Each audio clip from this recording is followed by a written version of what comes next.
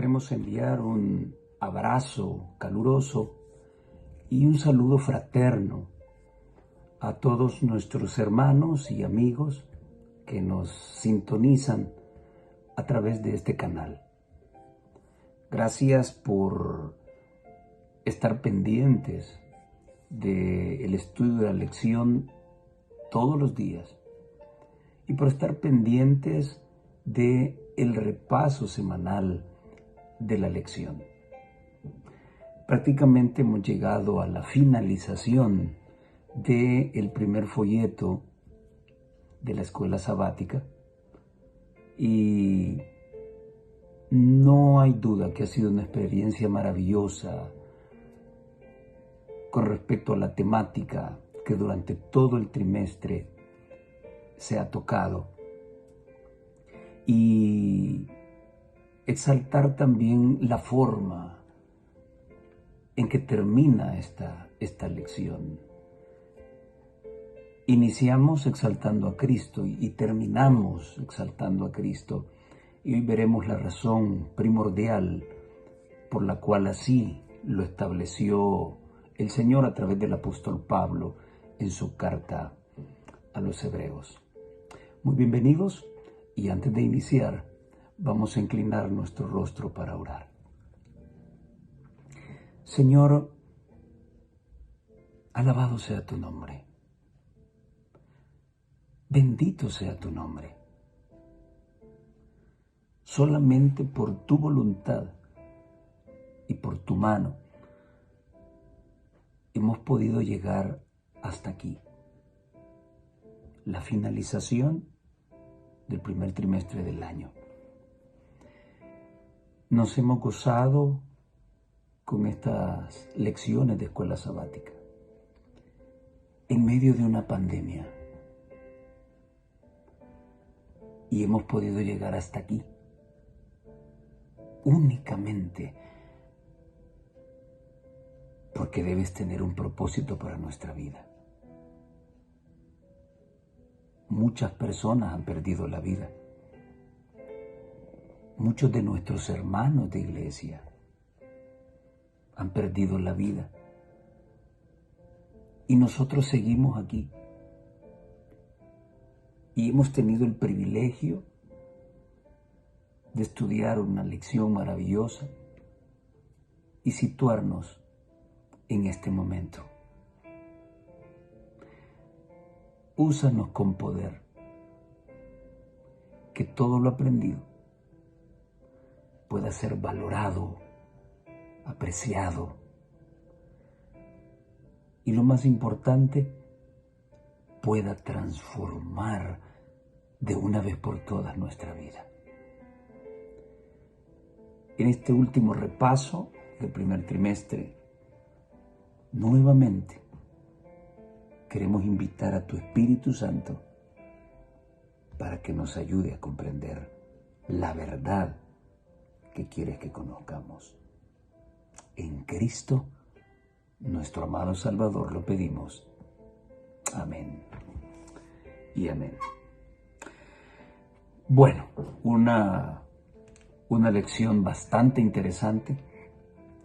3 temas que pueden despertar la polémica, 3 temas que pueden ser malinterpretados: la cuestión de la inmoralidad sexual, el acordarse de nuestros pastores, y la cuestión vinculada con las falsas doctrinas, las falsas enseñanzas. ¿Por qué no hablar de los falsos maestros y falsos profetas? Pero vamos a profundizar lo necesario. Hay mucho que hablar de esto, pero vamos a tocar lo necesario, lo básico, que puede ayudarnos en nuestro caminar, en nuestro peregrinaje hacia el reino de los cielos. Permanezca el amor fraternal, dice la lección del día sábado, y que prácticamente reza lo escrito por Pablo en Hebreos 13:1. Permanezca el amor fraternal. Dentro de la Iglesia Adventista del Séptimo Día la relación que llevamos personalmente con Cristo no es lo único que nos rodea. Como familia cristiana existe una relación personal y colectiva entre cada miembro de este cuerpo cristiano. Todos somos importantes para Dios, de tal forma que Jesús dio su sangre preciosa por todos sin excepción. Esto es lo ideal. Pero, ¿cuál es la realidad por la que pasamos como pueblo? ¿Cómo se ven los dirigentes de la iglesia entre ellos? ¿Cómo ven los dirigentes a los pastores? ¿Cómo se ven los dirigentes de la iglesia entre ellos? ¿Cómo ven los dirigentes a los pastores? ¿Cómo ven los pastores a los dirigentes? ¿Cómo se ven los pastores entre ellos? ¿Cómo ven los dirigentes y pastores a los feligreses? ¿Cómo ven los feligreses a sus dirigentes y pastores? ¿Y cómo se ven los feligreses a sí mismos? ¿Cuántas preguntas, no? De acuerdo al consejo del apóstol, en todas estas relaciones debe verificarse la existencia y la permanencia del amor fraternal. ¿Qué implica esto? Bueno, yo logré descubrir 7 cosas. En primer lugar, exhortarse unos a los otros para que nadie carezca de la gracia de Dios, según Hebreos 13:3, 10, 24 y 25, y Hebreos 12, del 15 al 17.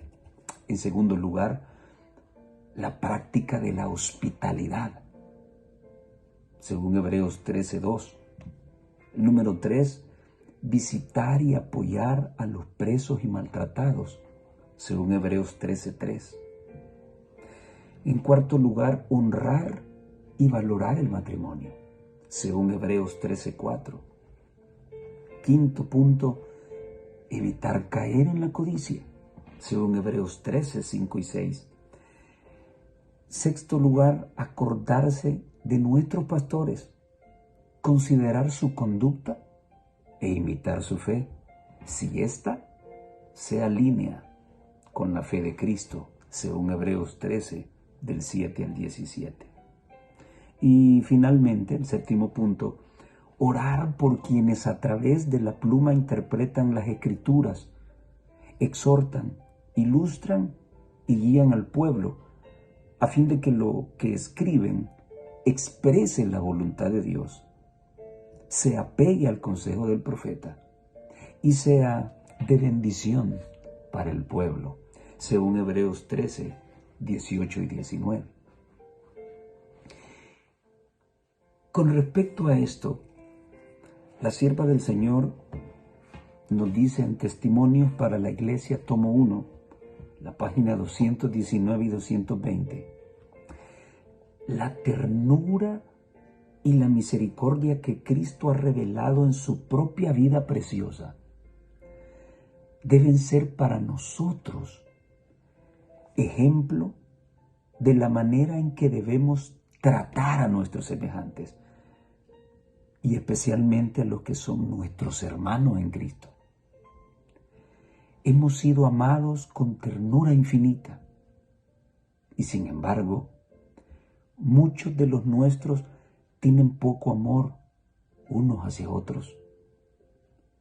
Somos demasiado severos para con quienes suponemos que están en error y somos muy sensibles a la menor censura o duda expresada respecto de nuestra propia conducta. ¡Qué palabras más certeras! ¿Cuánto odio hay dentro de la iglesia? ¿Cuánto desprecio hay dentro de la iglesia? Pero no es de asustarse. El mismo Cristo pasó por todos esos detalles en su caminar por este mundo. Es más, uno de los que pertenecían a ese grupo que recibió instrucción directa de parte de él, lo traicionó. Si ocurrió con Cristo, ¿qué no podría ocurrir contigo o conmigo, querido hermano? Discúlpame, pero siempre me he caracterizado por ser realista y decir la verdad con pruebas. Y quiero ser lo más sincero posible al estudiar esta lección,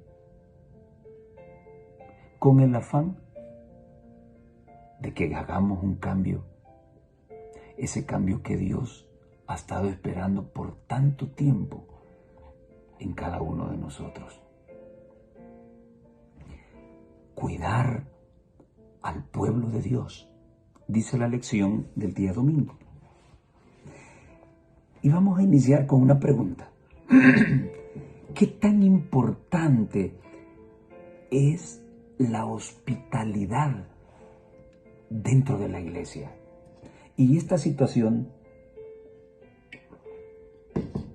siempre la he conversado con algunos líderes locales de algunas iglesias, y especialmente cuando se da la cuestión esta de los nombramientos para los dirigentes del próximo año.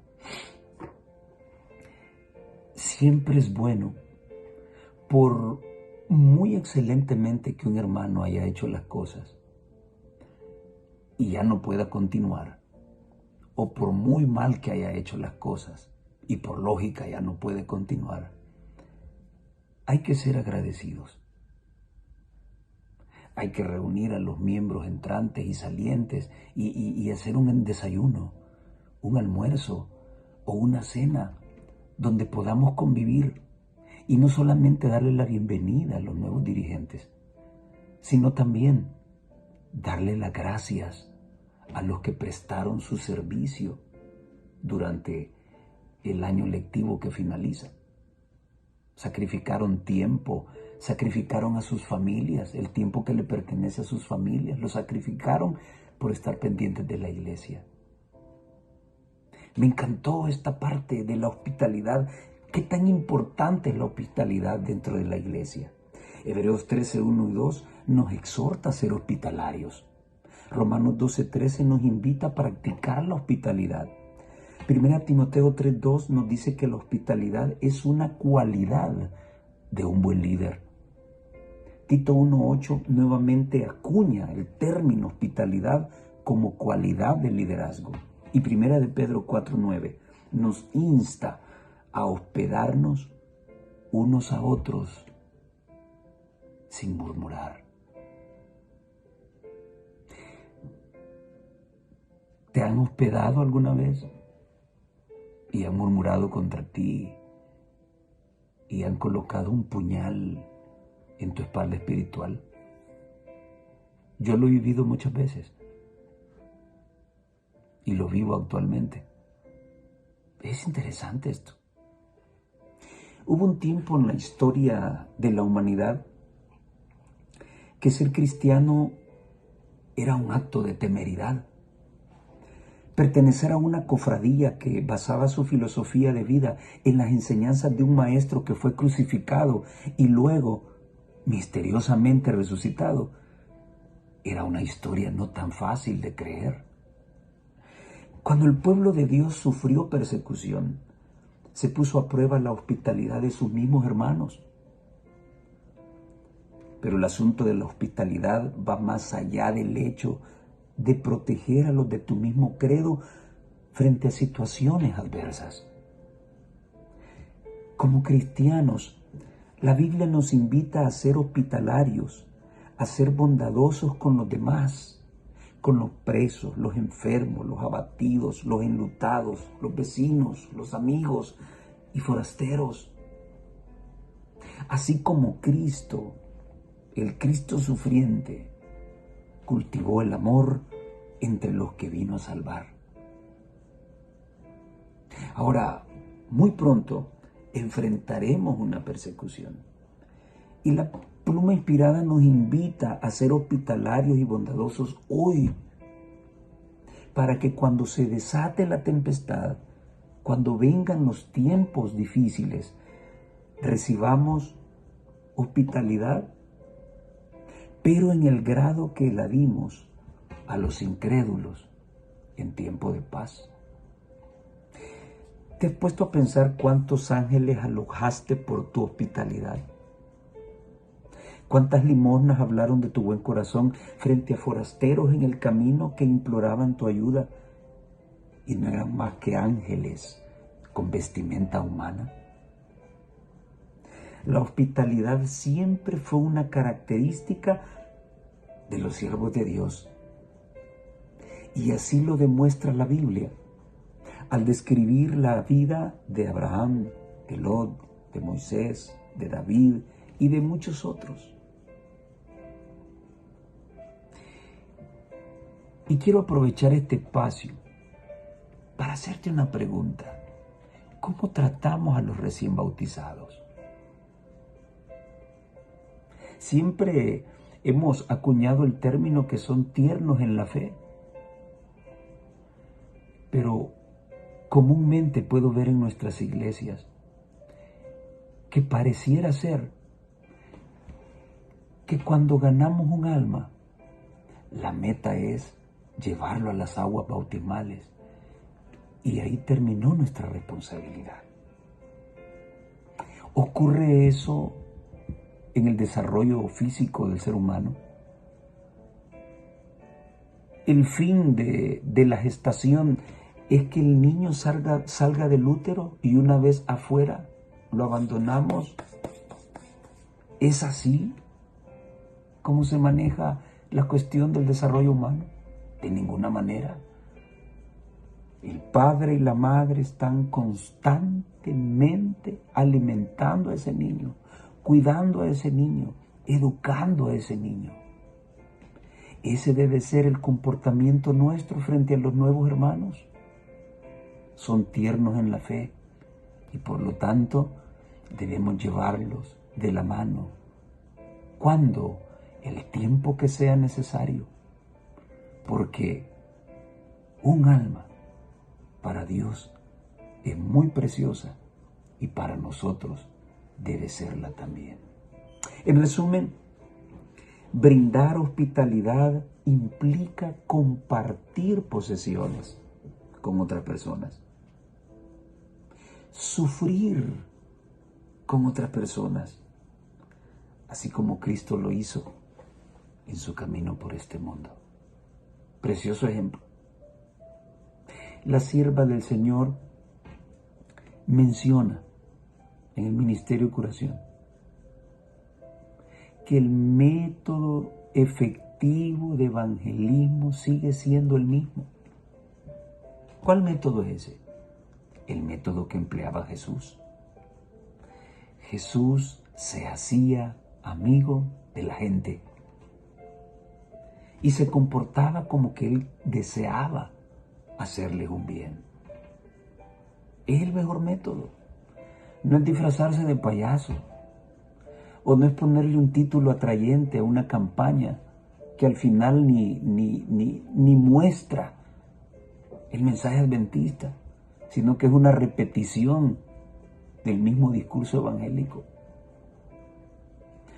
No hay cosa más maravillosa que hacer la obra misionera como Cristo la hizo, haciéndose amigo de la gente. ¿Cuánto hay que hablar sobre la hospitalidad dentro de nuestra iglesia? El trato de los dirigentes hacia los pastores de distrito, ¿cómo es en la actualidad?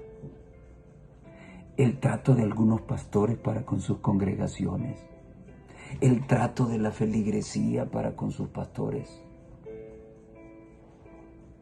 Hay mucho que hablar de la hospitalidad. Y el mejor ejemplo de hospitalidad lo encontramos en Cristo. codicia e inmoralidad sexual, dice la lección del día lunes. Tremendo título. Hemos llegado a un tema que en este momento se encuentra haciendo estragos en las familias adventistas, en todos los estratos que la confortan, en todos. No quiero referirme nada más a la feligresía, no, todos los estratos. Esta cuestión de la inmoralidad sexual y la codicia le está haciendo mucho daño a nuestra iglesia. Nadie dice nada.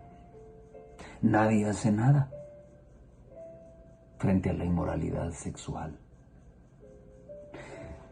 Dominarse a sí mismo frente a circunstancias o situaciones inmorales, así como José lo hizo frente a los ofrecimientos indecentes de la mujer de Potifar, no es una casualidad humana, ni mucho menos es un don humano.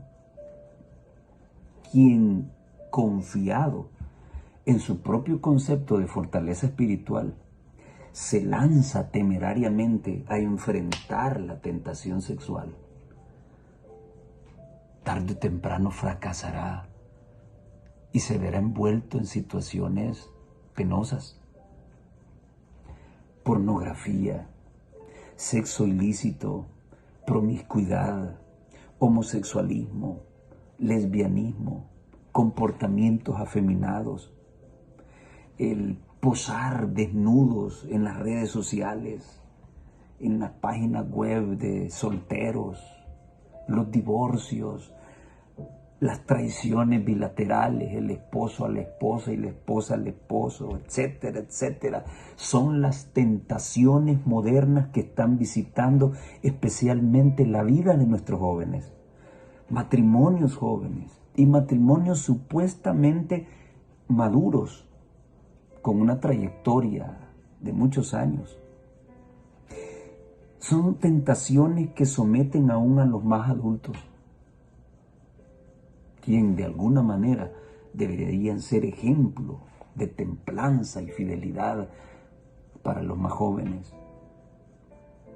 Y a esta situación concupiscente, a este desorden sexual inmoral que está atacando la iglesia, y nadie se ha atrevido a sacar estadísticas, pero iglesias que visito siempre encuentro problemas de infidelidad. Y repito, en todos los estratos, en todos. Y a esta situación se suma el amor al dinero. Donde hay dinero hay poder para comprar dignidades, para aprovecharse de los más débiles, para corromper la verdad, dominar a las masas y corromperse a sí mismo. ¡Qué tremendo eso! ¡Qué tremendo! Hasta hemos llegado al punto de negociar almas por dinero o por una regalía. Este ya no es un problema que azota solamente a la sociedad, por lógica, sociedad mundana, dominada por Satanás, es lógico que actúe así. Esto ya es un problema de iglesia. Todos los credos religiosos. Pero también nosotros hemos caído en esa situación. Ahora, ¿cuál es el origen de este problema? ¿Dónde está? Y quiero compartir contigo este comentario tremendo de la sierva del Señor. Aunque hecho a la imagen de Dios, el hombre, por su intemperancia, ha violado los principios y la ley de Dios en su naturaleza física. La intemperancia de cualquier tipo entorpece los órganos perceptivos y debilita tanto el poder del cerebro y los nervios que no se aprecian las cosas eternas, sino que se las coloca sobre el mismo nivel que las cosas comunes. Las facultades superiores de la mente, ideadas para propósitos elevados, son puestas en cautiverio de las pasiones más bajas. Si nuestros hábitos físicos no son correctos, nuestras facultades mentales y morales no pueden ser fuertes, porque existe una gran compatibilidad entre lo físico y lo moral. Por eso es que esta iglesia tiene un mensaje maravilloso de Reforma Pro Salud. Un mensaje que muchos no terminan de creer. Tremendo. El apóstol Pedro comprendió esto y levantó su voz de advertencia a sus hermanos, así como este servidor lo hace hoy. Amados, yo os ruego como extranjeros y peregrinos que os abstengáis de los deseos carnales que batallan contra el alma. Primera de Pedro 2:11. No hay sino poco poder moral en el profeso mundo cristiano. Se ha cedido a hábitos incorrectos y se han descuidado leyes físicas y morales, hasta que la norma general de virtud y piedad se ha vuelto excesivamente baja. Los hábitos que rebajan la norma de salud física debilitan la fuerza mental y moral.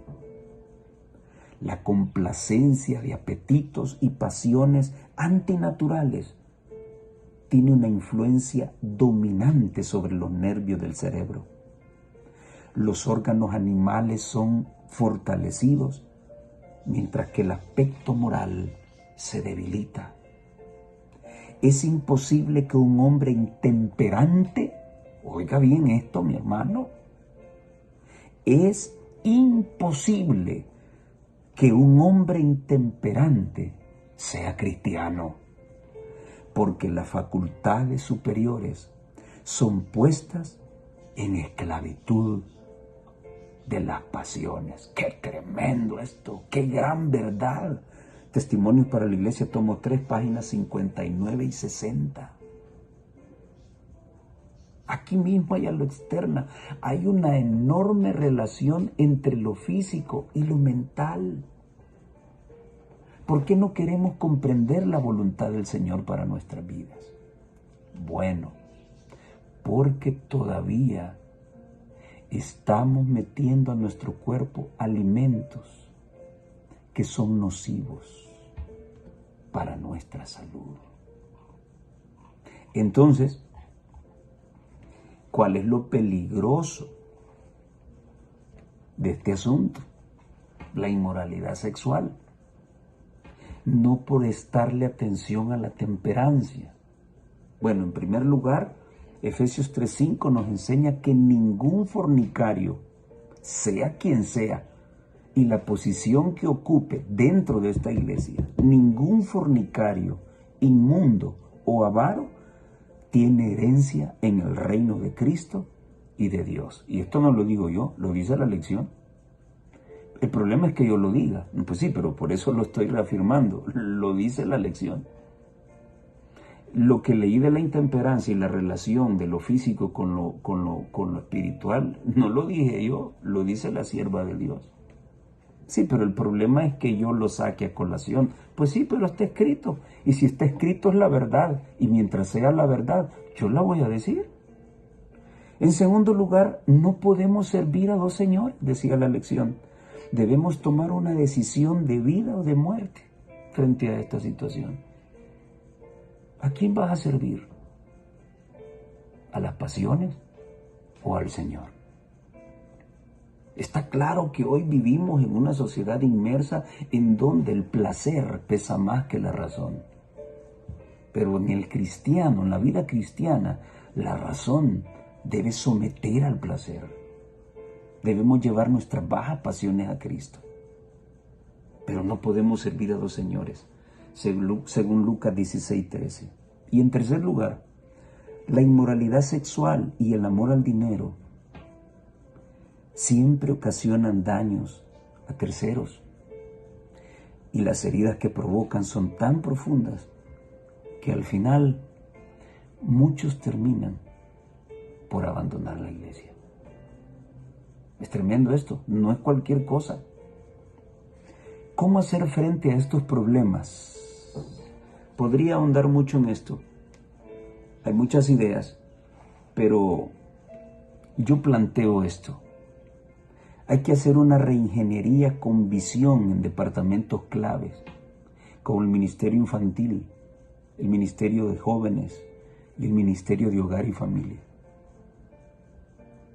¿Cuándo fue la última vez que viste en tu iglesia que se impartió una charla para familias? ¿Cuándo? Tenemos un ministerio permanente que esté pendiente de nuestras familias en la iglesia. Nuestros jóvenes, ¿cómo vamos a protegerlos? ¿Con un campamento? ¿Con una caminata? Óyeme, hay mucho más que hacer. Que no se quiera hacer es otra cosa, pero que no me venga a decir a alguien que no se puede hacer nada más. Hay mucho que se puede hacer. Hay tanta literatura. Es increíble. El trabajo con los niños. Son 3 departamentos claves: niños, jóvenes y hogar y familia. Hay que proteger el desarrollo mental de nuestras congregaciones. Es demasiado poco lo que se está haciendo para enfrentar la inmoralidad sexual. Demasiado poco. Esa es mi apreciación. La iglesia debe aprender a poner sus bajas pasiones a los pies de Cristo. Su ayuda es una realidad y Él no nos desampara ni nos deja, según lo hemos estudiado en Hebreos 13:5. Si tenemos la ayuda de Cristo, entonces no temeremos en nada lo que nos puedan hacer los hombres. Dice Salmo 118:6. Sí se puede hacer, sí se puede hacer. Que no haya voluntad para hacerlo, porque los intereses están puestos en otras cosas, pues bueno, esa es otra realidad.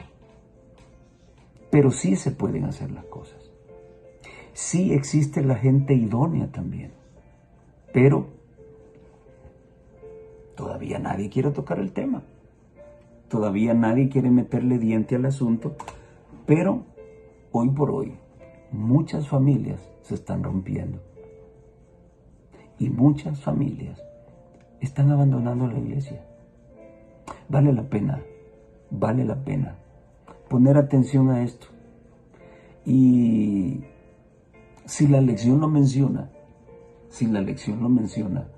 es porque vale la pena meditar en esto y comenzar a hacer algo por proteger a nuestros niños, por proteger a nuestros jóvenes, por proteger a los matrimonios de nuestras iglesias.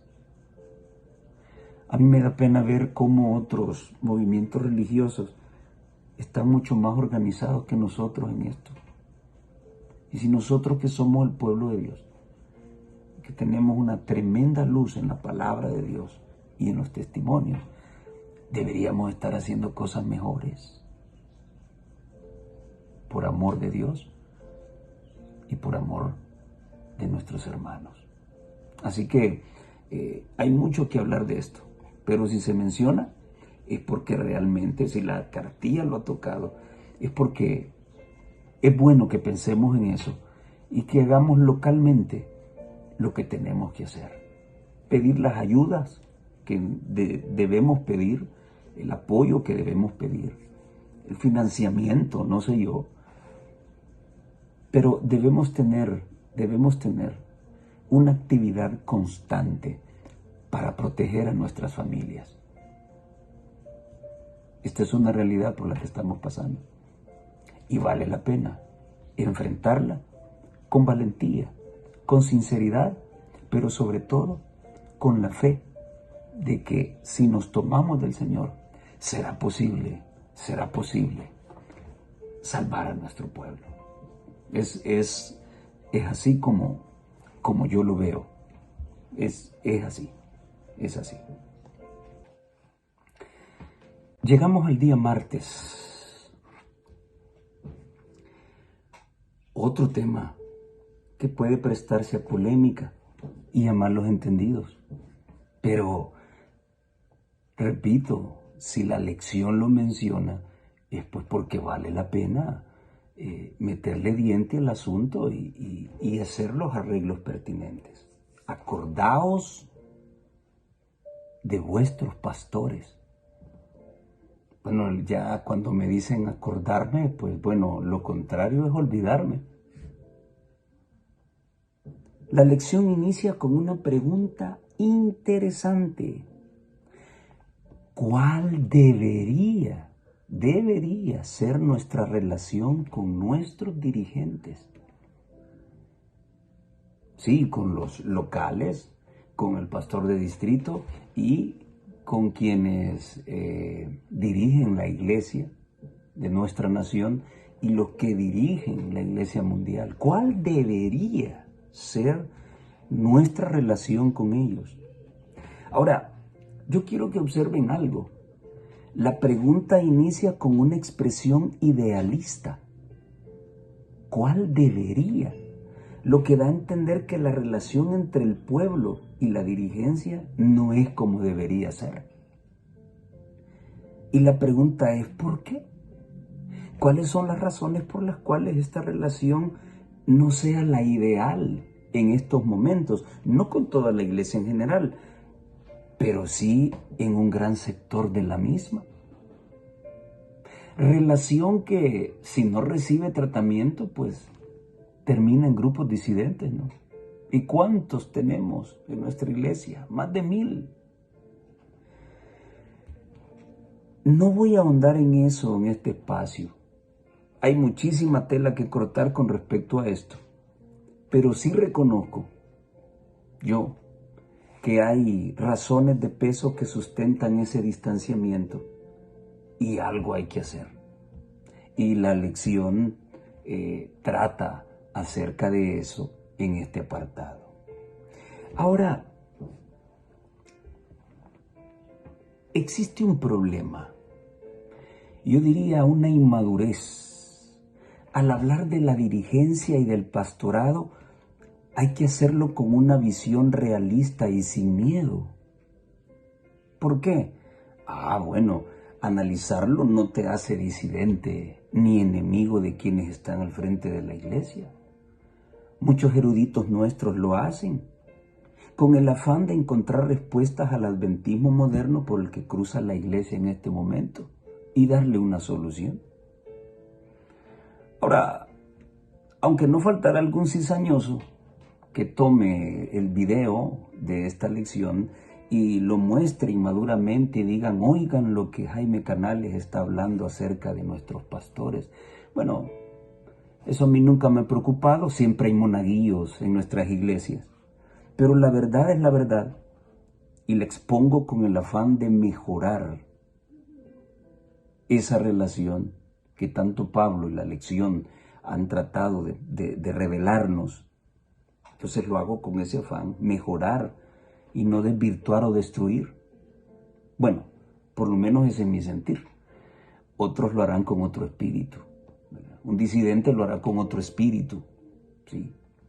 Ahora, hoy por hoy, la Iglesia Adventista del Séptimo Día tiene la madurez crítica para aceptar los errores y tropiezos del pastorado en otros movimientos religiosos. Mira, el pastor fulano de tal lo metieron preso. Sí, era de la iglesita de X, movimiento religioso evangélico. Mire, allá encontraron al pastorcito borracho.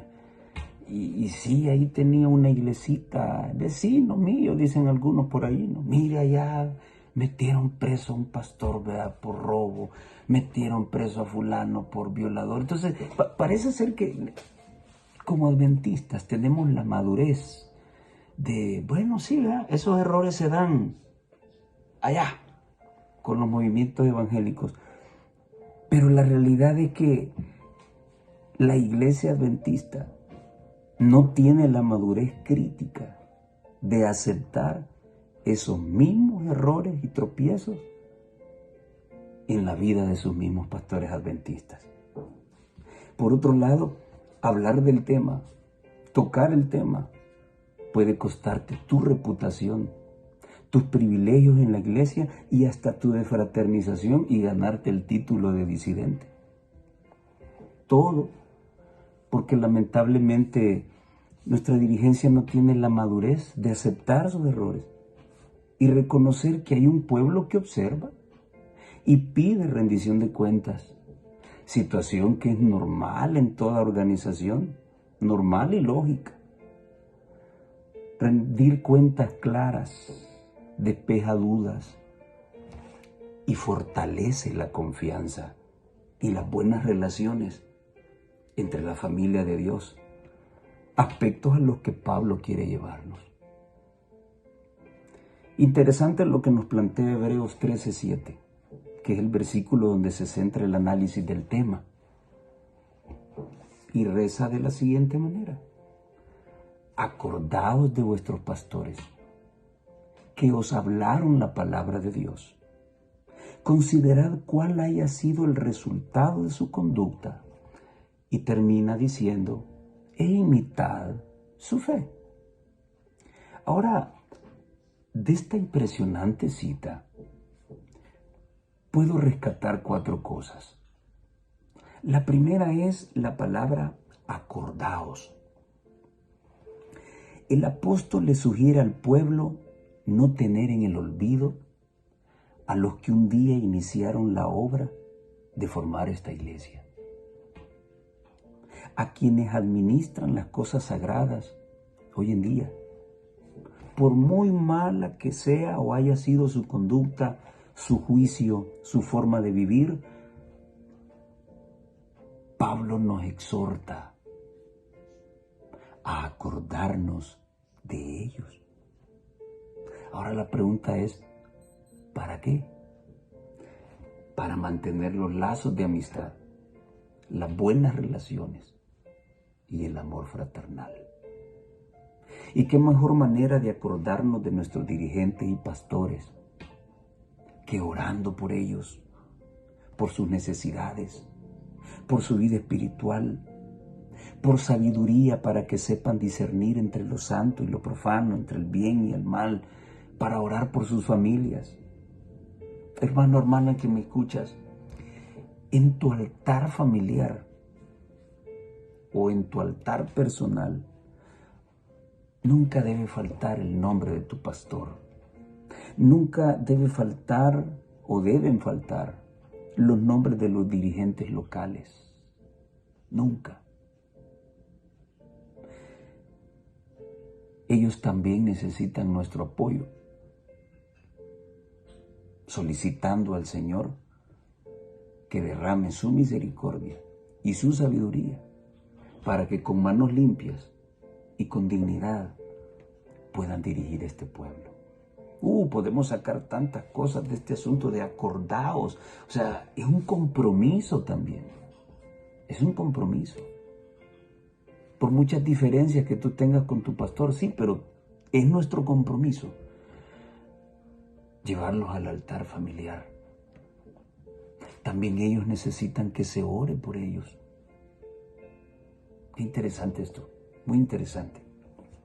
En segundo lugar, el texto sigue diciendo, os hablaron la palabra de Dios. Esta iglesia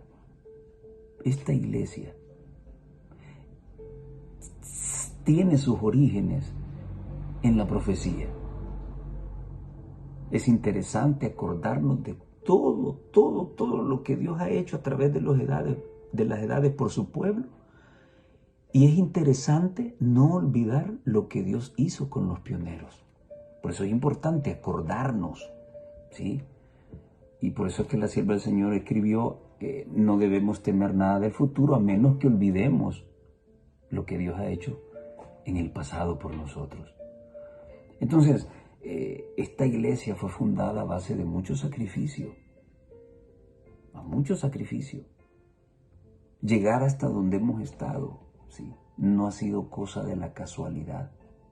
Satanás ha querido destruir esta iglesia, ha querido dividirla. Sin embargo, sigue en pie. porque Dios tiene cuidado de ella. A pesar de que existan cosas buenas o malas, precioso el mensaje de Sofonías. En medio de las corrupciones del pueblo de Dios, el Señor pondrá en medio su remanente y no afuera. Interesante eso, pero bueno, ese es otro tema, muy, muy bueno.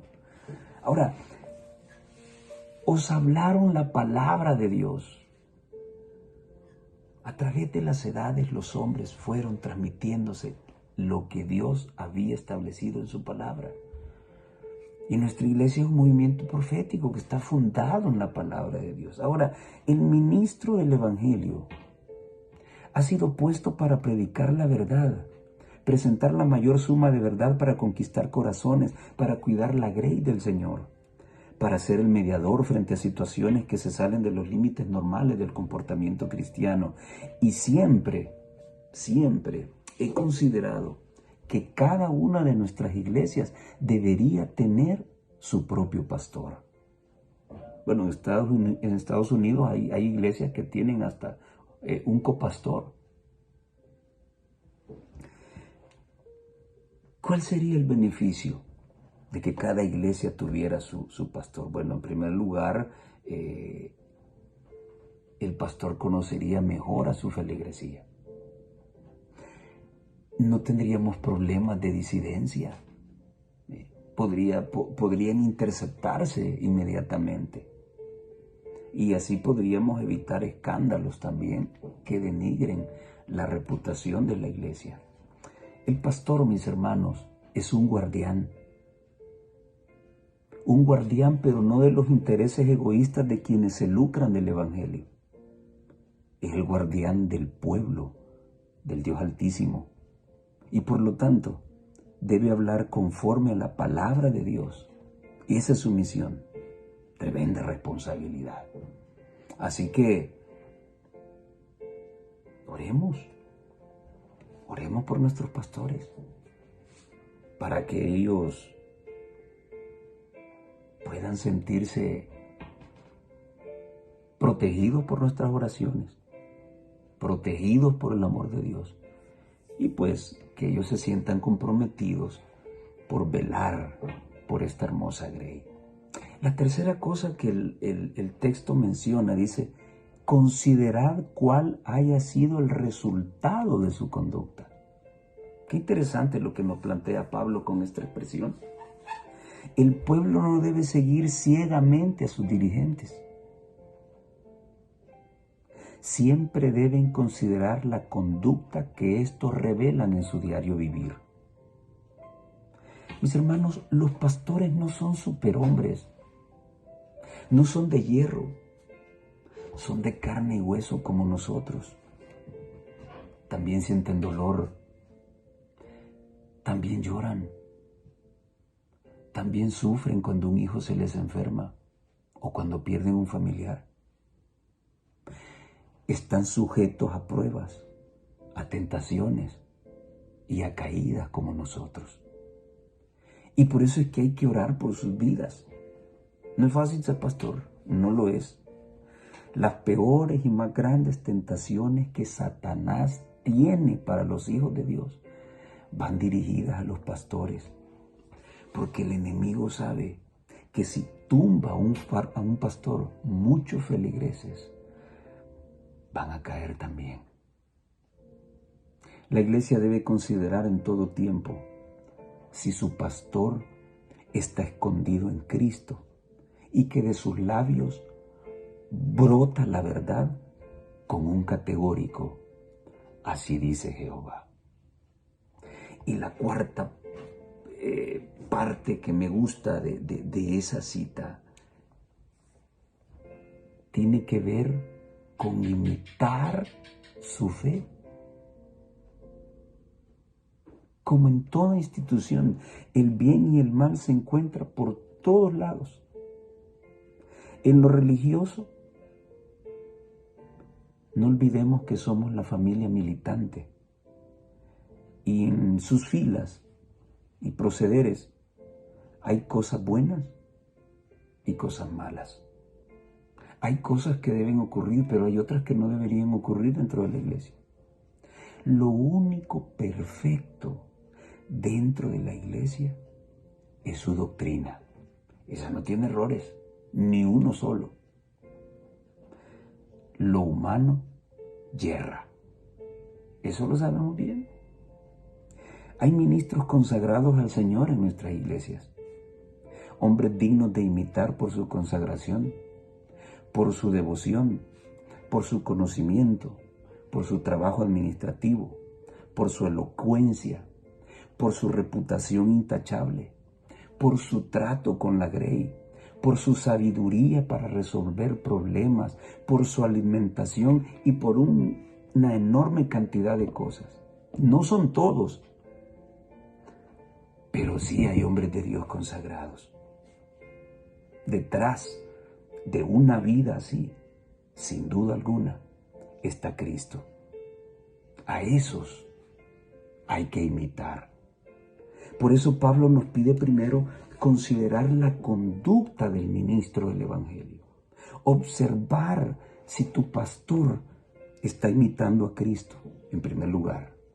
Y en segundo lugar, si su conducta revela la presencia de su vida, de la presencia de Dios en su vida, entonces vale la pena imitar su fe.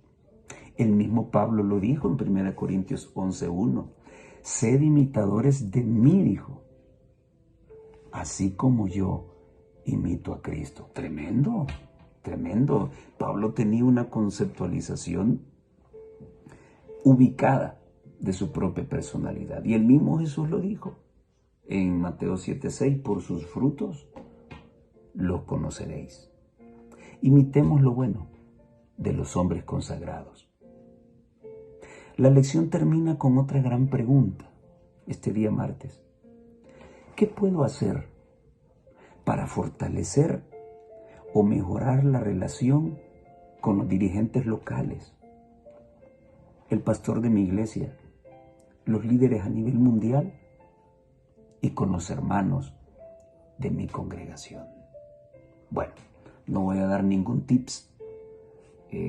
La lección deja esta pregunta abierta para que la meditemos y con la ayuda de Dios podamos tomar las ideas, los procedimientos necesarios para fortalecer esa relación. Lo vuelvo a mencionar, las cuentas claras son muy importantes, ¿sí? No es cuestión de fe, no, cuentas claras aumentan la confianza, mejoran las relaciones, ¿sí? Aumenta la fe. Importantísimo. Así que meditemos en esto y que cada quien pues, pueda tomar las decisiones y hacer los cambios pertinentes por el bien del amor fraternal que debe existir entre nuestras iglesias.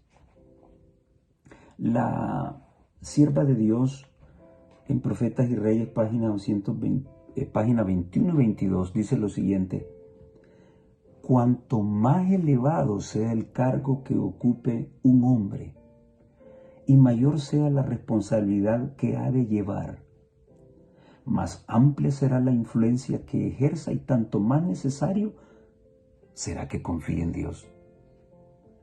Debe recordar siempre que juntamente con el llamamiento a trabajar le llega la invitación a andar con circunspección delante de sus semejantes. Debe conservar delante de Dios la actitud del que aprende. Los cargos no dan santidad de carácter. Oiga esto, qué precioso. Honrando a Dios y obedeciendo sus mandamientos es como un hombre llega a ser realmente grande. Qué precioso.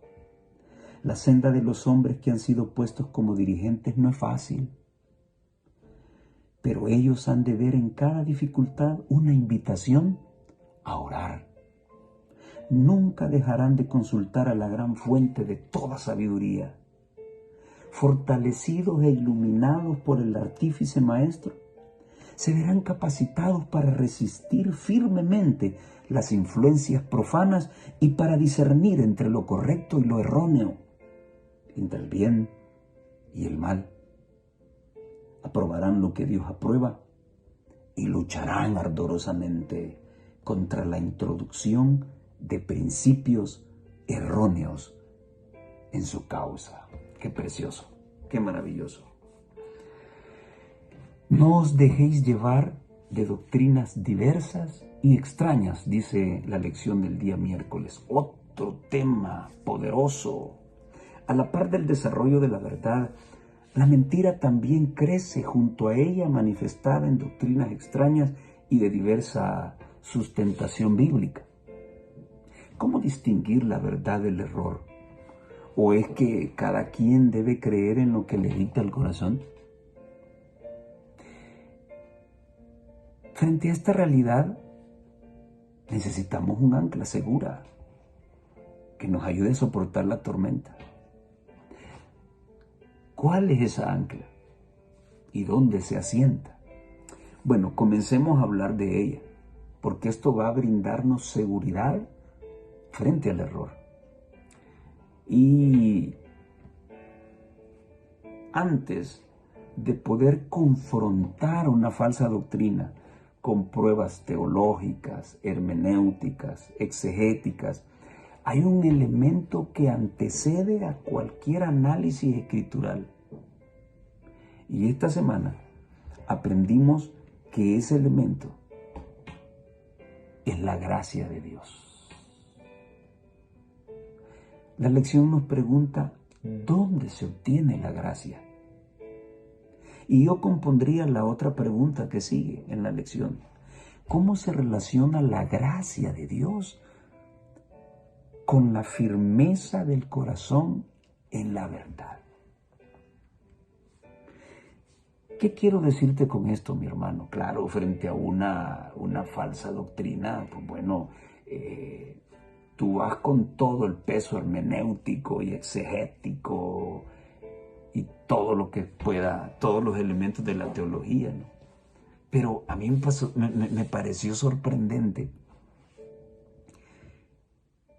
que, claro, eso es importante.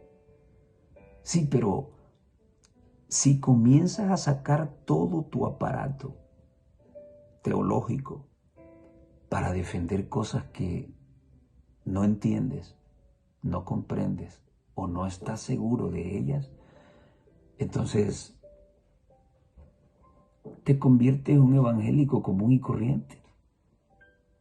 Ellos defienden el domingo como día del Señor, pero no saben que eso es una falacia. Defienden el rapto secreto, la mortalidad, la inmortalidad del alma. Entonces, frente a los argumentos teológicos, hermenéuticos y exegéticos, hay algo que se constituye la base de la verdad, y es la gracia de Dios. Ahora, ¿cómo se relaciona la gracia con la convicción y con la firmeza de mi corazón en la verdad? Y realmente que esto es importante, es interesante analizarlo para que nuestra fe no pueda flaquear. Entonces, en primer lugar, Hebreos 4:16 nos enseña que el único lugar donde podemos encontrar gracia es en el trono de Dios. No viene de otro lado. La gracia sale del trono de Dios, del corazón de Dios. En segundo lugar, Cristo, como sumo sacerdote eterno, penetró hasta el lugar santísimo para facilitarnos el acceso al Padre. En Cristo se concentra la plenitud de la gracia de Dios para perdonarnos y salvarnos, dándonos entonces la seguridad de que somos propiedad suya, comprados por precio y escogidos para administrar y llevar el Evangelio a otros. Es este proceso el que nos asegura que todo lo que hemos conocido del Evangelio es una realidad vital y entonces se convierte en el ancla de nuestra vida, brindándole estabilidad y seguridad a nuestro corazón, porque es lo que le dará autoridad moral a lo que creemos y consideramos como doctrina, según Hebreos 6, 19 y 20. En tercer lugar, cuando el corazón ha sido afirmado de esta manera, comprenderá el amor de Dios. Entenderá que vale la pena darlo todo por Cristo. Se preocupará por conocer los fundamentos del Evangelio y los misterios de Dios. Y será un deleite obedecer y servir a ese Evangelio por el cual hemos sido salvados. Entonces, y solo entonces, nada ni nadie moverá nuestro corazón hacia nuevas doctrinas, ni filosofías, ni ideas hilvanadas en el conocimiento puramente humano. ¿Por qué? Porque la verdad que tenemos en Dios es mucho más poderosa. Y en cuarto lugar, primero conozcamos a Dios y su grande amor para con cada uno. Luego viene el manejo de los argumentos teológicos que sustentan la teoría y la práctica del Evangelio. Y me encanta lo que la sierva del Señor menciona en Mensajes Selectos, tomo 1, página 216. Las penitencias, las mortificaciones de la carne, la constante confesión del pecado sin arrepentimiento sincero, los ayunos, las fiestas religiosas y las ceremonias externas que no van acompañados de una verdadera devoción. Todas estas cosas no tienen valor alguno. El sacrificio de Cristo es suficiente. Él hizo una ofrenda total y eficaz a Dios. Y el esfuerzo humano sin el mérito de Cristo no tiene valor alguno. No solamente deshonramos a Dios siguiendo esta conducta, sino que destruimos nuestra utilidad presente y futura. El dejar de apreciar el valor de la ofrenda de Cristo tiene una influencia degradante. Y oigan lo que ocasiona. Esteriliza nuestras expectativas y nos priva de nuestros privilegios. Nos induce a recibir teorías inseguras y peligrosas concernientes a la salvación que fue comprada para nosotros a un precio infinito. Pero no debe entenderse que el plan de salvación consiste en que el poder divino se comunica a la persona para hacer que su esfuerzo humano tenga éxito total.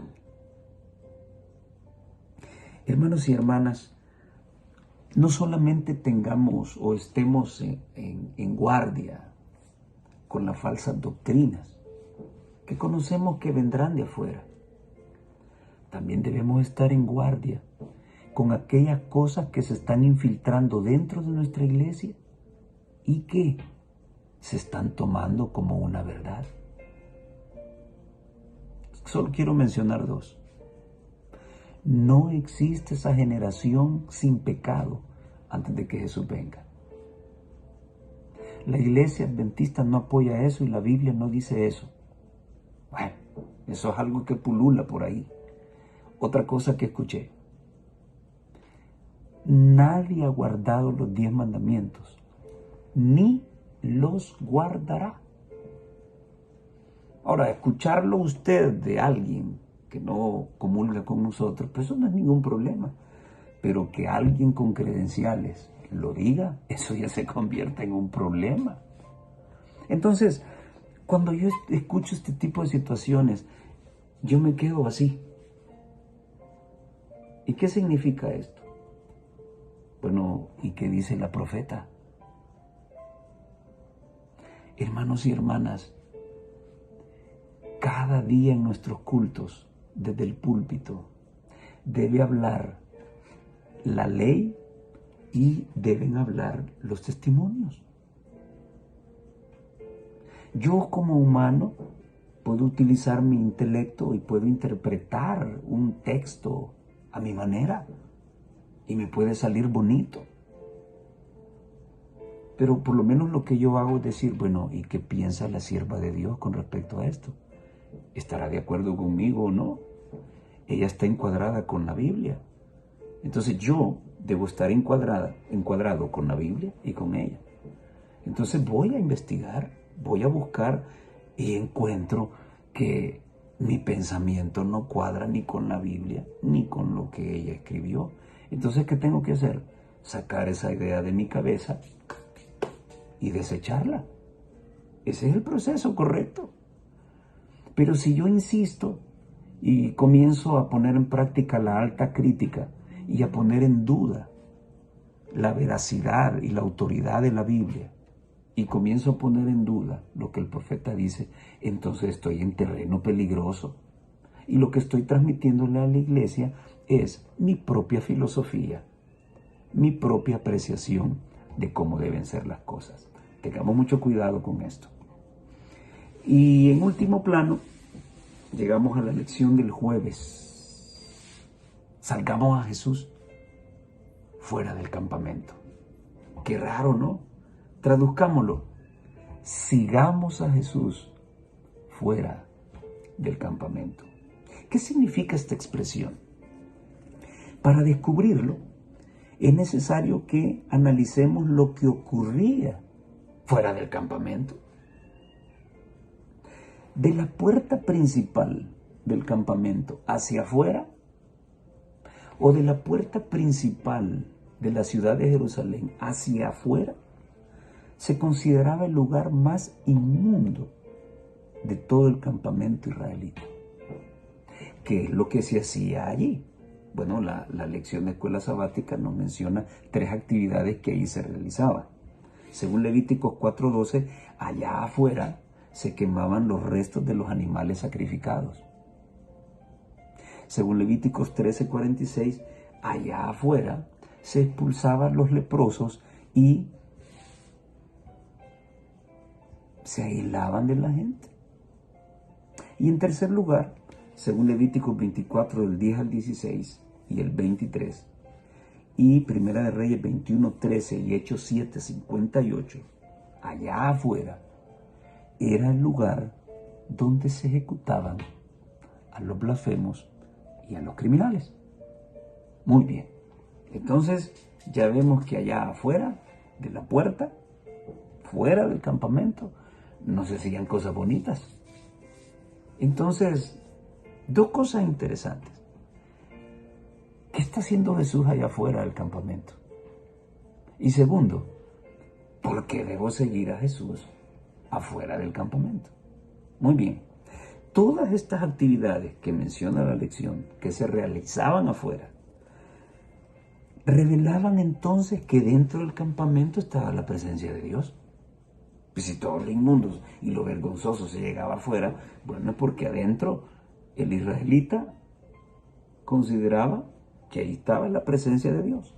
En conclusión, todo lo que era impuro se echaba fuera del campamento, porque Dios no podía convivir ni mucho menos ver ninguna cosa inmunda, corrupta o indecente. Y la lección nos llevó a constatarlo en Números 5:3 y Deuteronomio 23:14. Ahora, ¿qué tiene que ver Cristo con todo esto? Bueno, en primer lugar, según Juan 19, del 17 al 20, Jesús sufrió y murió fuera de Jerusalén. ¡Wow! Los blasfemos y los criminales eran muertos fuera del campamento de la ciudad. Recuerden que a Jesús el Sanedrín le dijo blasfemo. ¿Por qué?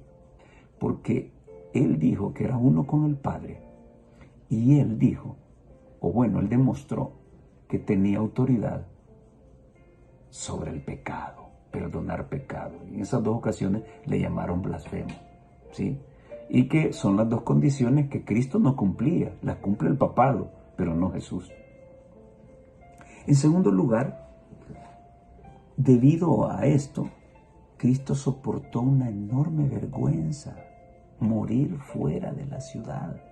Fue tratado como un blasfemo y un criminal abyecto. Imagínense ir cargando esa cruz, qué vergüenza.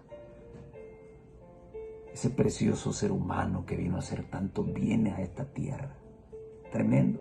Hebreos 12:2 nos plantea eso. Marcos 14, 63, 64 y Levíticos 24:11 nos dicen que la condena oficial que se le hizo a Jesús fue haber sido blasfemo contra el nombre, contra Yahweh, contra Jehová. Razón por la cual Israel repudió a Cristo y lo ejecutó fuera de la muralla. Cristo fue echado del campamento en señal de ser una cosa vergonzosa, inmunda e indecente. Hebreos 12:2. Y Pablo nos anima a seguir a Jesús como el autor y consumador de la fe, según Hebreos 13:13. Bueno, ese es el Cristo al que amo. Ese es el Cristo a quien sirvo. No un Cristo de corbata y saco, sí. No un Cristo que cuidaba su reputación. Un Cristo que estuvo dispuesto a pasar vergüenza y a que pisotearan su reputación por amor de mi vida y por amor de la tuya. ¿Importará para este servidor que pisotee mi reputación? De ninguna manera. Eso no me quita el sueño. Ese no es mi problema.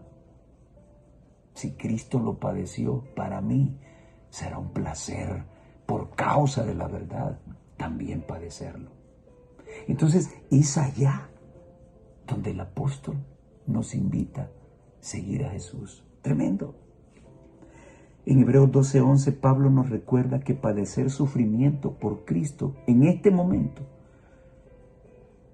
si tú estás padeciendo algo por causa de Cristo y por la verdad, es simplemente un proceso disciplinario que a la postre producirá un fruto apacible de justicia. Qué precioso. Y un séptimo aspecto.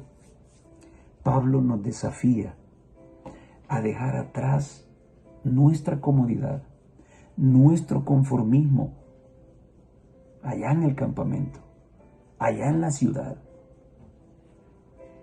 lugares corrompidos, para buscar la patria venidera. Es el lugar mejor, esa preciosa ciudad donde el arquitecto y constructor es Dios mismo, según Hebreos 13:14 y Hebreos 11:10 y 16. Por eso Pablo nos exhorta a seguir a Jesús fuera del campamento, fuera de la puerta, soportando la vergüenza que Él soportó por nuestra causa, según Hebreos 12:2 y Hebreos 13:13. Seguir a Jesús fuera del campamento no solo involucra llevar su vergüenza, sino también salir a su encuentro, según Hebreos 13:13. Y eso significará, salir al encuentro de Cristo, significará sacrificar el ocio, la mundanalidad, el egoísmo, la ambición, las riquezas, los honores mundanos, la sabiduría carnal y la honra de sí mismo. ¡Qué precioso! Quiero compartir con ustedes un pensamiento lindísimo, Testimonio para la Iglesia, tomo 5, página 436. Hermanos, si continuáis siendo tan ociosos y mundanos y tan egoístas como antes, Dios os pasará seguramente por alto y tomará a los que tienen menos cuidado de sí mismos, a quienes no les importe sufrir por Cristo. Son menos ambiciosos de honores mundanales y no vacilarán como no vaciló su maestro. En cuanto a salir del campamento, cargados de oprobio. La obra será dada a quienes la acepten, la aprecien y entretejan sus principios con su experiencia diaria, vivir el Evangelio. Dios elegirá a hombres humildes que traten de glorificar su nombre y de hacer progresar su causa, más bien que honrarse y favorecerse a sí mismos. Él suscitará hombres que no tengan tanta sabiduría mundanal, pero que estén relacionados con Él, que busquen fuerza y consejo de lo alto. ¿Habrá algún hermano, hermana, amigo, amiga que no sabe leer, que no sabe escribir, que no ostenta títulos académicos? No te preocupes. El Evangelio no es cuestión de títulos. El Evangelio consiste en tener corazones dispuestos para la voluntad de Dios. Corazones dispuestos para servir a Dios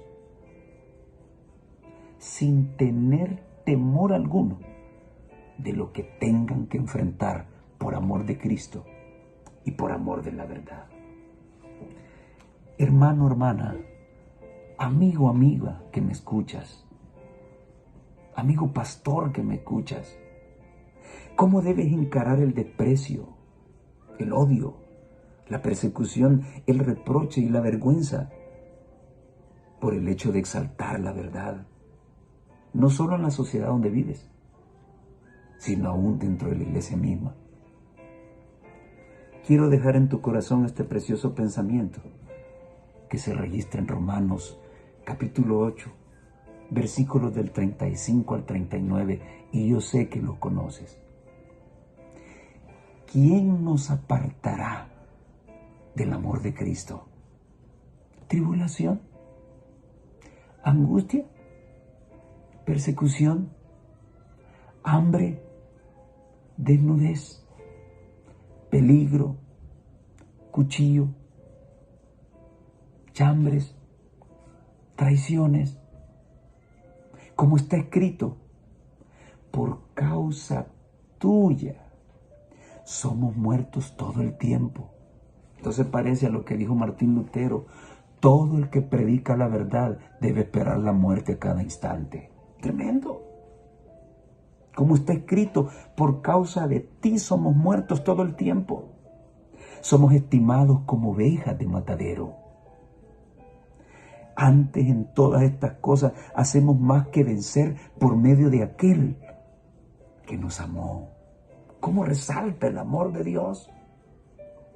Por lo cual, estoy cierto, estoy seguro, que si conoces a perfección cuánto Dios te ama, si estás seguro de que Él decidió enviar a su Hijo por su amor infinito, entonces estoy seguro, dice Pablo, que ni la muerte, ni la vida, ni ángeles, ni principados, ni potestades, ni lo presente, ni lo porvenir, ni el poder más alto, ni lo bajo, ni ninguna criatura, y aquí entra el papado también, nos podrá apartar del amor de Dios, que es en Cristo Jesús, Señor nuestro. ¡Qué maravilloso! Ahora comprendes mejor por qué el amor de Dios manifestado en su gracia es un ancla para poder enfrentar y soportar cualquier falsa doctrina. Vale la pena darlo todo por Cristo. Y mira qué bonito termina esta lección. Cómo hemos visto a Cristo, a Cristo, a Cristo, a Cristo. Pablo trató de cerciorarse que la figura de Cristo quedara impregnada en el corazón, en el entendimiento. ¿Por qué? Porque porque vale la pena darlo todo por Él. Vale la pena obedecer a Dios antes que a los hombres. Si tu vida está plenamente convencida que Dios te amó y se entregó a sí mismo por ti, no tendrás temor entonces. Estarás cimentado en la verdad y no tendrás miedo de lo que el hombre quiera hacer contra ti. Queridos hermanos y amigos, en nombre de todo el equipo que está detrás de este esfuerzo por llevar la lección de escuela sabática, en nombre, y discúlpenme si me tomo este atrevimiento, en nombre de cada uno de los expositores de la lección cada día, de una forma tan preciosa, queremos agradecerles por permitirnos entrar a sus hogares y esperamos que las bendiciones de lo alto sean una realidad y que ojalá en esta semana, para terminar este libro y este trimestre, podamos verdaderamente habernos enamorado de Cristo, estar convencidos de su amor y haber cimentado nuestro carácter en la roca y tener fe y valor para enfrentar lo que viene. Abundantes bendiciones en el nombre del Señor. Amén.